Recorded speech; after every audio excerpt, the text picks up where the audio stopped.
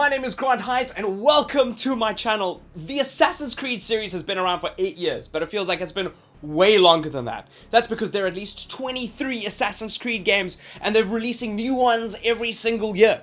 You can check out my history of Assassin's Creed in the top right hand corner of this video. It's a really cool video. I highly recommend you checking that out. But what's amazing about that is that despite having so many games, they've all managed to feel at least a little bit unique thanks to the wide range of time periods that they've been set in. The latest Assassin's Creed, Syndicate, sets its action in London in the year 1868, and that's the perfect time period for a couple of reasons. The Industrial Revolution is well underway. The Assassin's Creed games have always had a strange relationship with technology. As early as Assassin's Creed 2, the games were trying to introduce gadgets that didn't seem like they fitted into what was going on in the time period. With Syndicate taking place in the Industrial Revolution, the series can start going a little bit wilder with technology. Steampunk-style weapons and tools will make a lot more sense in a world that has some actual technology. One of the things that you probably already know about is the rope launcher that gives the lead characters, the Fry twins, the ability to Batman themselves to the top of a building really quickly. And then there's other stuff like the voltaic bombs that can electrocute Templars and a good old 6-shooter revolver. Undoubtedly, the Industrial Revolution will give the devs plenty of opportunities to introduce awesome new tools for the assassins to use.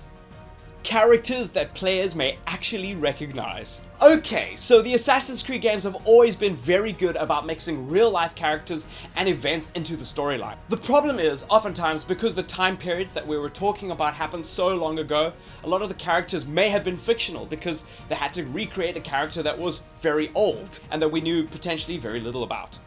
With Syndicate, the series is introducing some real characters that players will at least heard of in history at school, but even if they maybe haven't heard about them, you probably know who they are and some of their influence.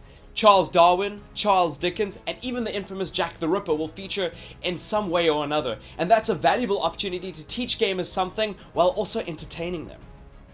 The modern London. The London of 1868 is just a more interesting London than the one from 1768 or previous to that. The problem with the cities of the other Assassin's Creed is that generally, as awesome as everything looked, one part of the city was pretty much exactly like the other, with tons of people just milling about in the same identical space. The London of 1868, however, reflects a city that is starting to turn into a real city that we have today, with different neighborhoods, like distinct ones, that each have their own visual cues and personality. In fact, you'll notice that the city is split into 7 different sectors, each one made to feel very different from the other. Players will voyage through the city and experience the riches of Westminster, but also the poverty of Whitechapel. Beside that, the era also means that there are horse and carriages in the streets and boats on the River Thames, making getting around a lot more dynamic and interesting.